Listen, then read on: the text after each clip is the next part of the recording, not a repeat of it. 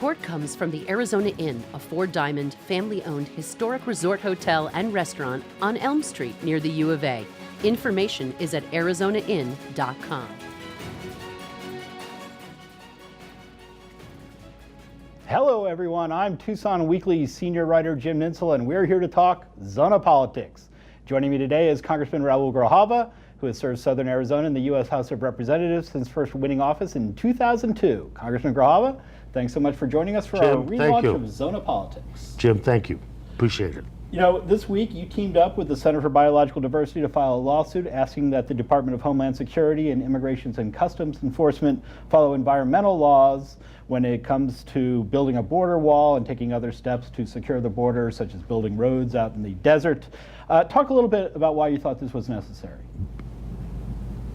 Because I really believe that a fundamental law that we have in this country is NEPA, the National Environmental Policy Act, which requires transparency, public process, and an environmental assessment, an intense environmental assessment of any construction by any federal agency that affects public land and that affects communities, wildlife, habitat, water, and the terrain itself. And all that is going to happen as a consequence of this wall. And to go blithely through this process and to jump into a rabbit hole and follow Trump's predictions about this is a commitment I made and I have to keep it, without understanding that this $22 billion wall has a cost attendant to it, which is financial. Nobody knows where that money's coming from. But then more importantly, shouldn't Congress know in a transparent way what the empirical science and facts tell us about what this wall is going to do and not do to A, public lands, and B, all the life associated with those public lands. And so we're saying to, we're pleading to the court, please, Homeland Security has to follow the law. And the law is to effectuate NEPA and to follow all the steps required. That's the lawsuit in a nutshell, and it is, I think, a appropriate and even almost prudent step before we start talking about $22 billion. We start talking about this fable that's been created around the wall and investing not only money, but investing in unintended consequences that will have negative impacts on the environment, the people that live there, and all species that are part of that environment, including the endangered species that continue to be part of the legacy of the Southern Arizona desert.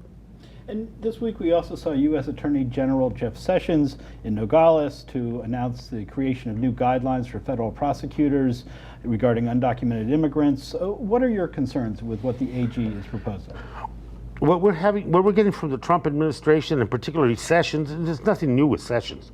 Through his whole career in the Senate, has been a hardliner on immigration and an enforcement-only senator.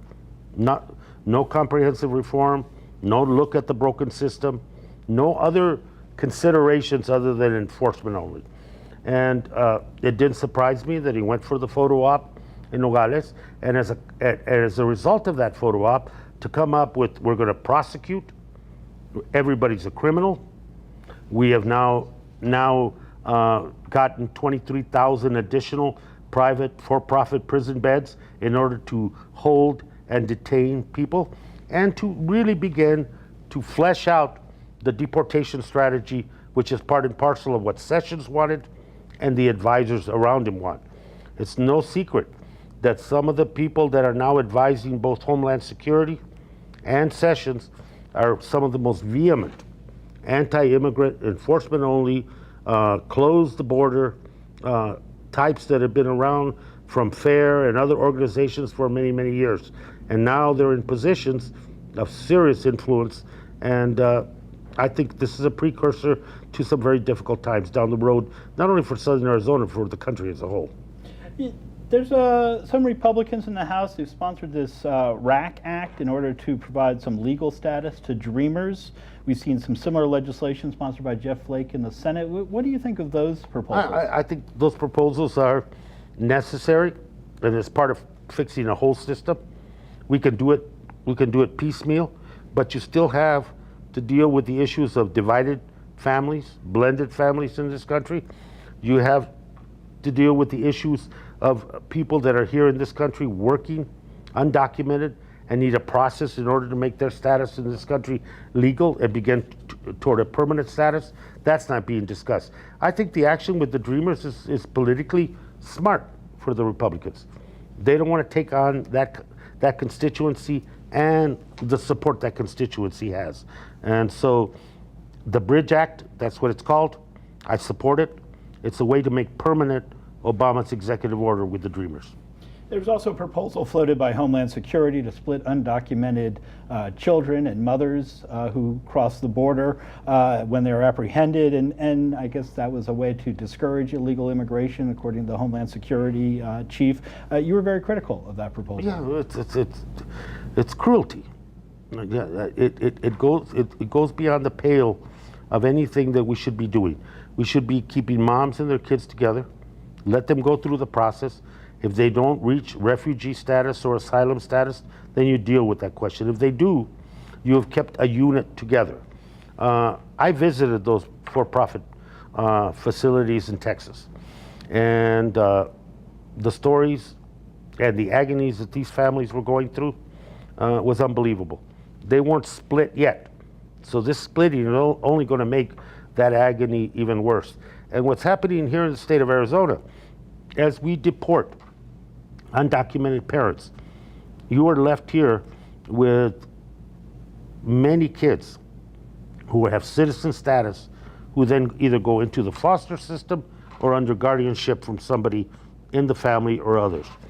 The strangest thing that's happened in our office, people that come for immigration support, and not only the strangest, but most, I think, saddening, is moms coming in, they know they're undocumented, and their advice they're asking us, how can I get legal guardianship for my children in case I'm deported?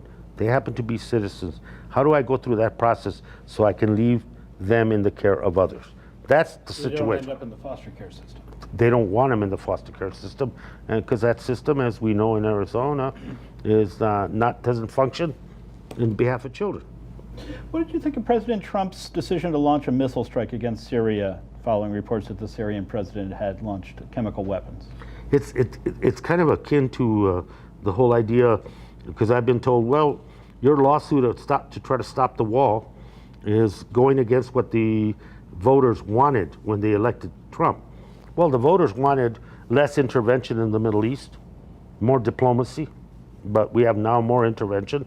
The mother of all bombs that he okayed to drop there.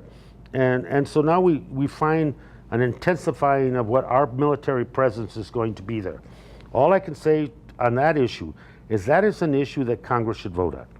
As we ramp up a military presence, those of us that happen to be in Congress that authorize war and military action should be able to vote on the strategy and should be able to vote on giving the commander-in-chief the authority to do that. We haven't done that. We're still working on a resolution from the Bush administration during Iraq, and we're way past that point. And I think right now, Congress needs to involve himself in it, and we should have a vote on that and let people judge their representatives by the actions they take.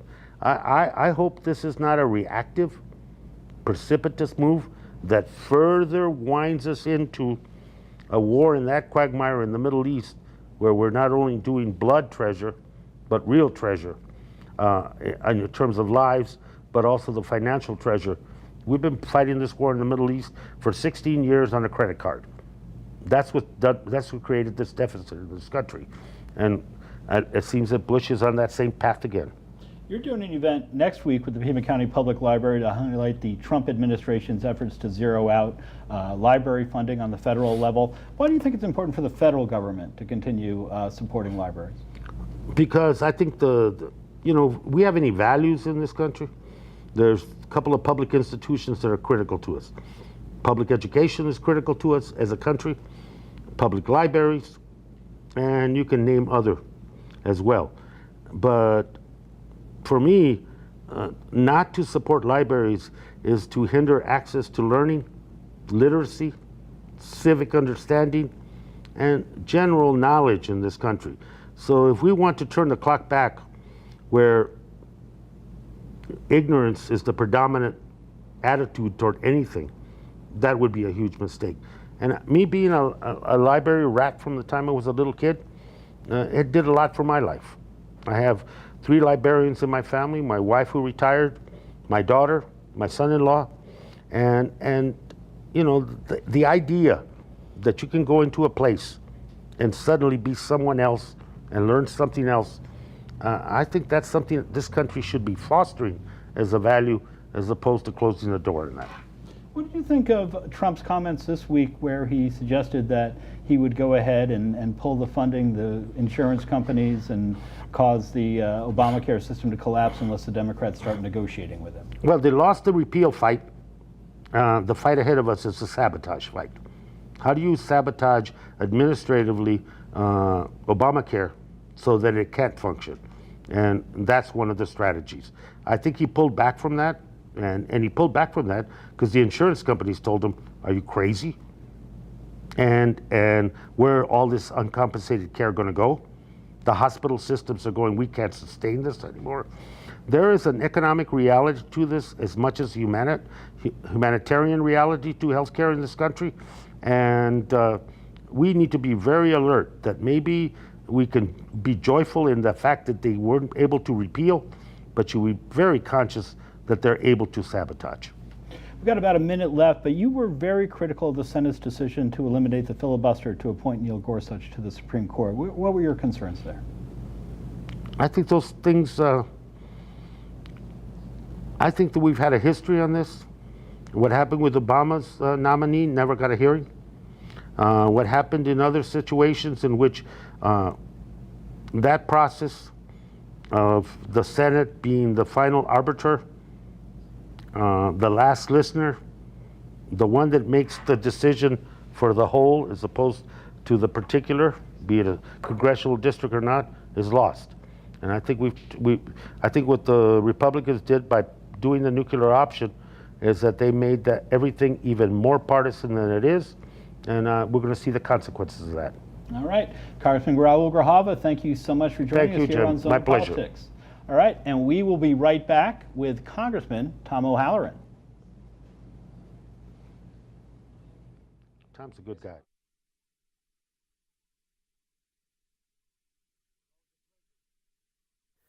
Zona Politics is made possible with the generous support of the Loft Cinema, Tucson's independent movie theater. The Loft features independent foreign and documentary films, cult classics, discussions with filmmakers, and much more, including the Loft Film Fest in November. The Loft is located at 3233 East Speedway Boulevard. Showtimes can be found at loftcinema.org. Support for Zona Politics is provided by Hotel Congress in historic downtown Tucson. More information at hotelcongress.com and 622-8848. The Tucson Hispanic Chamber of Commerce serves the business community in the bilingual, bicultural region of the Arizona-Sonora border and is a proud media partner with Zona Politics. Learn more at TucsonHispanicChamber.org.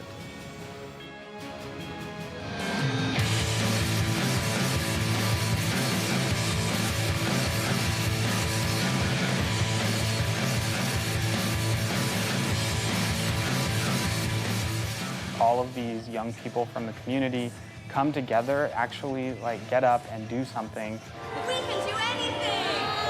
I think we've attracted a lot of people that are super passionate. We're here at the No Ban, No Wall protest. If you come out of college, you have this experience, you know how things run, you have a huge leg up. People have ideas and who are dreamers, you know what I mean, who really want to get themselves out there. I think that they should come here.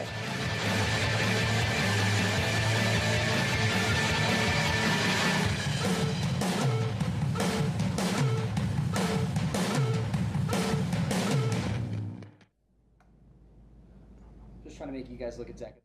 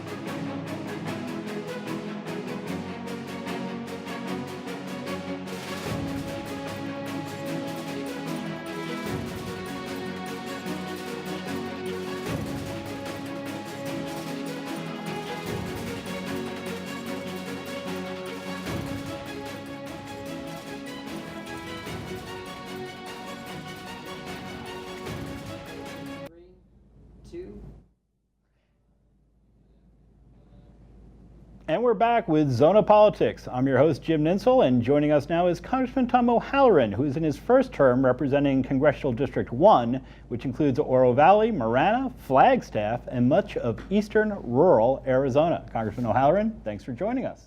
Hello, Jim. How you doing? Good, good. So that whole repeal and replace thing with Obamacare, what happened there? I guess they couldn't get together after saying for 6 years that the Republican Party had an answer on how to cure the healthcare issues of America. And as they got into it more, they started trading off issues to gain votes. And when you get into that, you better start reevaluating what you really need to do, because that is not trying to get us forward on healthcare in America. So what's next? We heard the bill was dead and they were moving on. We've heard that the bill is coming back. We heard the bill is not coming back. Paul Ryan wants to work only with Republicans. Donald Trump wants to bring in Democrats. Where is this thing going, or do you have a sense of where this thing is going when you get back? I would hope that we find a way of working with this issue across party lines, but that we sit down and evaluate what the real needs of America are. What are the cost drivers? Who's going to be impacted? Making sure we keep 20 million people that are currently covered, continue to be covered, and not losing them and adding 4 more million people uncovered. And making sure we can continue as much as possible or get the cost down and revive the insurance markets. What did you think of that House vote to reverse the Federal Communication Commission's rules on internet privacy and the internet service providers? It was one of the easiest no votes for me. I just don't understand in a time when there's a lot of intrusion into people's lives, that the lack of privacy is increasing, that we would come in and do away with a rule that helped protect people's identity, their information, and moving forward, I hope we can find a way to overcome that. And what did you think of Jeff Flake, who sponsored this legislation? Martha McSally, your fellow Arizona congressional delegation member, told me that they think the Federal Trade Commission should be doing this rather than the FCC. What do you think of that argument? Well, that's not an argument. That's an argument to have before you vote on it, to do away with something. If you want those two agencies to hash that out, come before committees, work on the process, and then develop a bill if you have to change that.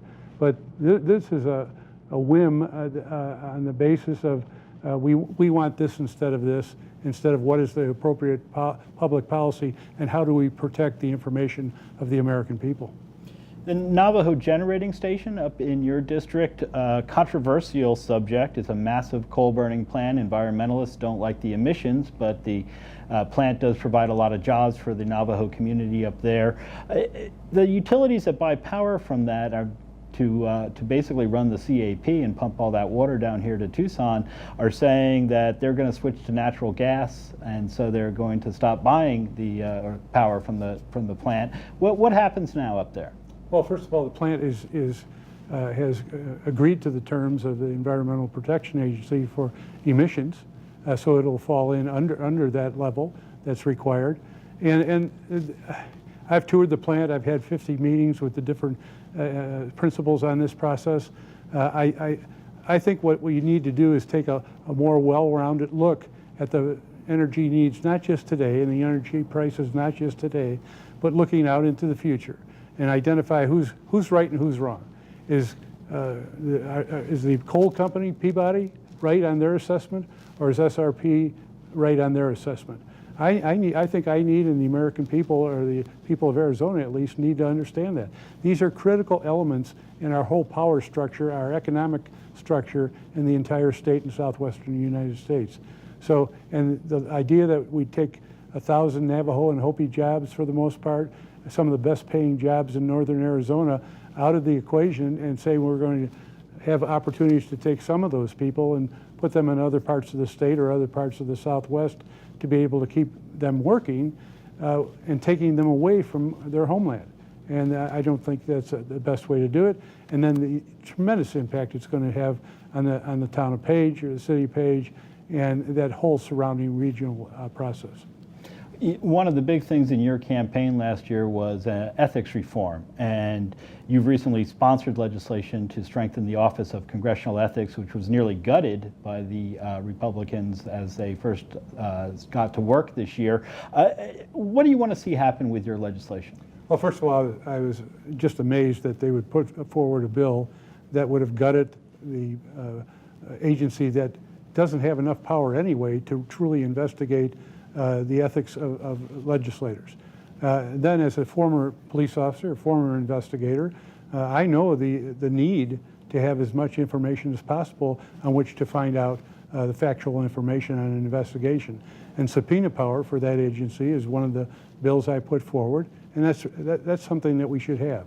And then looking back at my second bill, whether it's first-class airfare or what I especially like about that bill is raising the number of years that a legislator can come back and work as either in a public policy perspective with a firm or as a lobbyist from 2 years to 5 years. People don't pay me to be there a while and then come back and make much more money because of the knowledge that I gained and the impact I've had and friendships I've developed from my legislative experience. You're also looking at legislation targeting congressional perks. Definitely. I mean, a lot of that's happened already, but we have to make sure that we gain back the trust of the American people. And I think the only way to do that is to look within ourselves and clearly identify to the American people we are changing and we are moving in a direction where there's much more transparency for the American people. And you want to withhold salaries if you can't get a budget passed. Listen, I came from the legislature. We had to have a budget. One way or the other, we had to have a balanced budget at the end of the session. Congress, whether it's a one-year budget or a two-year budget, these continuing resolutions that they're doing, we know they're affecting our military, we know they're affecting agencies at a cost to the American taxpayer. And the secondary issue is we have to fully understand that that's our job. Creating a budget is our job. And we are not doing our job by either doing sequestration and having the an automatic cuts. We should prioritize our programs, prioritize how we're going to spend our money. And to not have a budget and to not have the time to be able to analyze the impacts on a continual basis to how we're spending our money, it's just not the right way to do it. Do you think we're headed for a government shutdown? You guys don't have much time to get the budget under the next CR under control once you get back into session after this recess. Well, the Senate's actually working on a budget with a couple of CRs where we as the two parties cannot get together and we might not get the votes if we did not have an omnibus budget.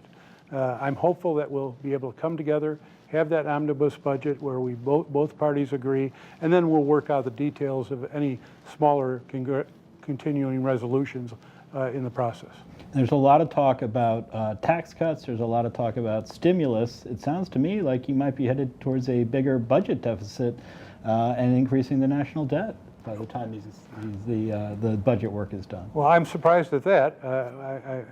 This is from people that have said we have to decrease the federal debt and not increase it. But I'm willing to take a look at their ideas and concepts, but not at the expense of using the health care bill as an example, cutting $54 billion out of critical elements of our safety net and our agencies, that, especially like the Secretary of State and EPA. And these are all agencies in the discretionary side of our budget that have been cut for 6 years in a row. At some point, you're down not only to the bone, but you're cutting into the marrow. And we can't do that. It seems like the Trump budget does a lot of that with a lot of the spending cuts that he does. A tremendous amount. I mean, $54 billion year after year after year. When that gets compounded, that's a lot of money, especially when you've already cut some of these agencies by 20% already. So I think the cuts to the Secretary of State's office is something that is going to be critical. Our generals tell us that there's an interconnection between the Secretary of State's office being able to be funded appropriately, and making sure that we don't get into wars we shouldn't get into. And that's an issue that is close to something I want to make sure that we follow through on. And identify, our citizens all want clean air and clean water, and we need to continue to do that. And Meals on Wheels, I'm sorry, but these are critical programs to our elderly, and some of the other cuts are hurting the elderly and our children more than anybody else. And in terms of ethics, there are a lot of concerns that that President Trump himself is using his office to basically enrich his businesses. Do you share those concerns? I don't have any factual information on which to make that judgment. I would like him to release his tax returns and the returns of his family, so that we know what's going on from whatever relationships he has out there. The fact that he turned around after telling the American public that he was putting things into trust and that he was going to disconnect himself from his own business, and now he's made the statement that he's going to start making decisions again.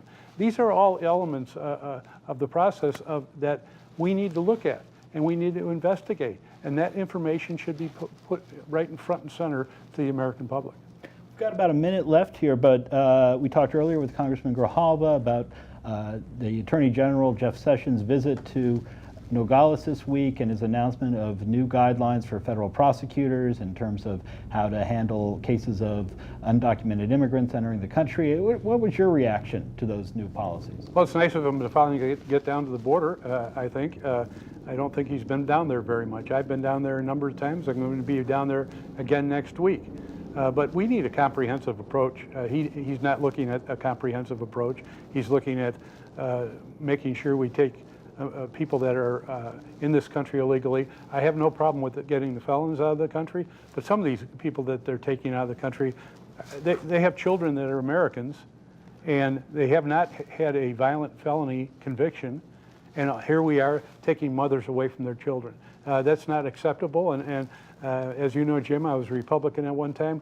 We used to run on the values of families and keeping families together, and so I am concerned about Mr. Sessions and his approach to immigration. All right, we're going to have to leave it there, but thank you, Congressman OHalleran, for joining us here on Zona Politics. And that is our show for today. My thanks to our media partners at Tucson Weekly, Tucson Local Media, and Community Radio KXCI 91.3 FM, where a radio version of Zona Politics airs Sunday afternoons at 5 p.m. My thanks also to the gang here at Creative Tucson who have made our relaunch possible.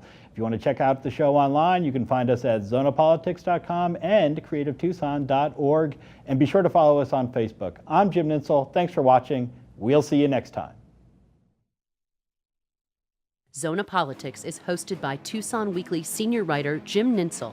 The program is produced by Jennifer Powers Murphy and Danny Vinnick and edited by Jim Rundle. Special thanks to KXCI, Tucson Weekly, Brink Creative Digital, and all supporters who provide crucial funding for the program.